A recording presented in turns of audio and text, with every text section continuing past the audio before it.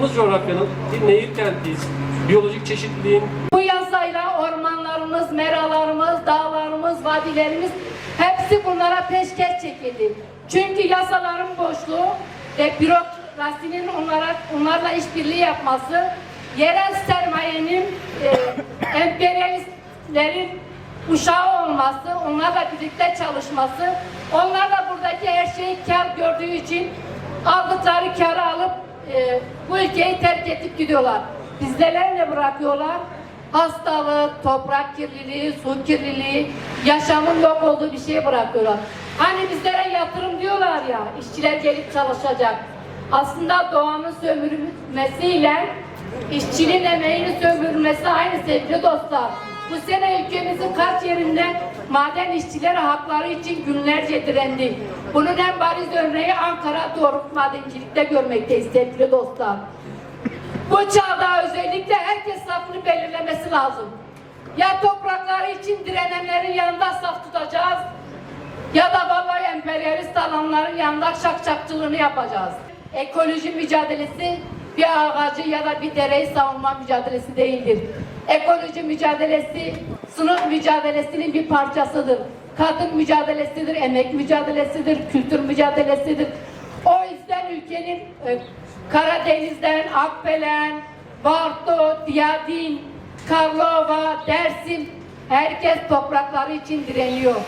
Çünkü o topraklardan çıktıktan sonra onlar için yaşam bir zehir olacaktır. Biz tabii Dersim coğrafyasında bu kıyaslamayı yapacağız. Tabii Avrupa'yı övdüğümüz için, Avrupa Parlamentosu'nun yasalarını ve mevzuatlarını alkışladığımız için değil. Ama bir farklı projeksiyonda önümüze iki fotoğraf koymamız lazım.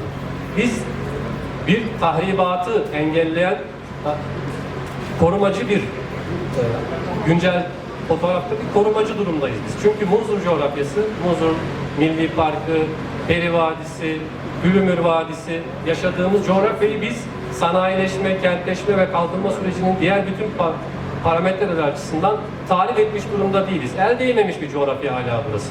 Ama ülkemizin birçok noktasında maalesef tahrip olmuş durumda. Coğrafyayı tahrip ettik. Nehirlerin akar yönlerini değiştirdik. Nehirleri beton kanallara hapsettik. Taşkınlara, iklim sorunlarına, zincirleme büyük sorunların doğmasına neden oldu. Ama biz bugün Dersim coğrafyasında hala o aşamada değiliz. Bugün Dersim'de yaşadığımız konu tabii ki farklı. Başkanlarımız, kardeşlerimiz farklı gündemler getirdiler ve hakikaten karşı karşı olduğumuz süreci çok iyi anlattılar bize ama Dersim bugün aslında sadece bir ruhsat meselesinden ibaret değil, maden ruhsatından. Bir HES meselesinden ibaret değil, bir ÇED raporundan ibaret değil. Bugün tartıştığımız şey bir coğrafyanın hafızası aslında değerli arkadaşlar. Ve ne yazık ki bu hafızada parça parça elimizden alınıyor ve yok edilmek isteniyor. Son aylarda Her Dağları'nda tabii hepinizin çok yakından bildiği bir maden tartışması gündeme geldi. Ve Plümür'de insanlar sadece bir şirketi değil, yaşam alanlarını savundu ve çok güçlü bir şekilde savundu. Munzur için nöbetler tutuldu, Munzur satılık değildir denildi, su yaşamdır denildi. Aslında siz dostlarımızın söylediği bir tane cümle vardı. O da biz eğer burayı kaybedersek, buranın deresini, buranın hayatını, buranın doğasını kaybedersek burada sadece ağacı kaybetmiyoruz, suyu kaybetmiyoruz, burada bir kültürü kaybediyorsunuz dediniz ve biz de sizlere Ankara'dan elimizden geldiği kadar destek olmaya çalıştık. Tabii burada şöyle bir durum var. Eğer ki bu projeler hayata geçerse karşımıza ne olacak? Yani sadece bir ağaç mı kesilecek? Hayır. İnsanlar gidecek, köyler boşalacak, üretim azalacak, gençler doğdukları yerlerden göç etmek zorunda kalacaklar ve biz buna bir göç demiyoruz. Ben buna çevre sürgünü diyorum değerli arkadaşlar. Çünkü sizler ve daha doğrusu bugün burayı konuşuyoruz ama Türkiye'nin dört bir köşesindeki insanlar, vatandaşlarımız, milletimiz anasından, babasından, dedesinden kalan yurdundan sürgüne gönderiliyorlar. Diyorlar ki biz geldik maden şirketi olarak burada madencilik yapacağız. Biz geldik buradaki üretimi sonlandıracağız, tarımı sonlandıracağız. Siz de buradan gitmek zorundasınız. Yani baba, ana yurdunu bırakacaksınız. Türkiye'nin farklı büyük şehirlerine gideceksiniz. Ben sizi sürgüne yolluyorum, çevre sürgüne yolluyorum. Bugün baktığımız zaman GAP'la 22 baraj ve 19 HES'in birçoğu yapılmış oldu. Peki baktığımız zaman ne yaşıyoruz?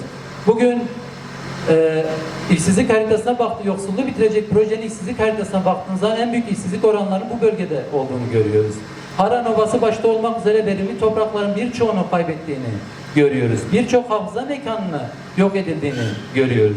Yani aslında devletlerin kar olarak baktığı yoksulluğu bitirecek olan proje yerel halk bu şekilde yaşıyor.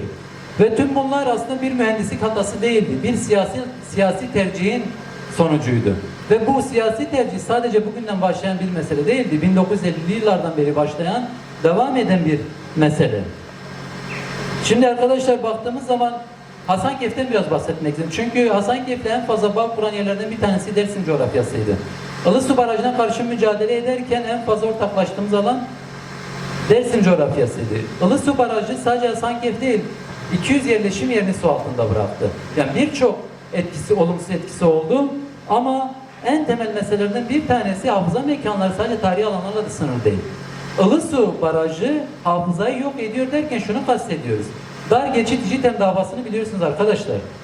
İnsanların zorla kaybedildiği bir davayı biliyorsunuz ve bu davanın bilirkişi keşfi yapılamadı. Çünkü bu yer bilirkişi keşfinin yapılacağı yer su altında kaldı. Aslında hafızanın mekanını yok olması demek biraz böyle bir mesele.